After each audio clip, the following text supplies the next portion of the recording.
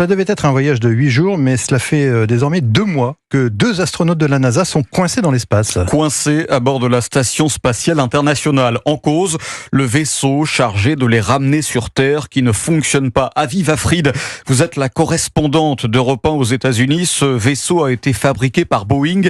C'est un nouveau revers pour l'avionneur américain. Oui, tout vient des propulseurs de la navette Starliner de Boeing qui ne se comportent pas comme ils le devraient.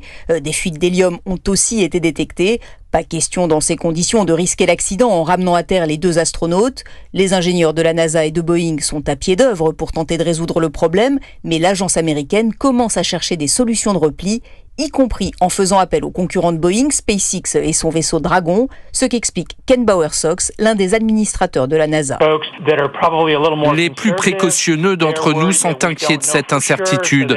Ils estiment que cela augmente les risques et recommandent d'éviter de ramener l'équipage maintenant, car nous avons une autre option, celle de le mettre sur un Dragon. Un coup très dur pour Boeing, qui a plusieurs milliards de dollars de contrats avec la NASA, et qui essaye, tant bien que mal, de se sortir de cette situation déplorable pour son image, déjà bien écornée par les problèmes sur ses avions de ligne. Mais si le Starliner n'est plus en mesure de voler, les naufragés de l'espace devront attendre la prochaine navette disponible jusqu'en février prochain. Aviv Afride.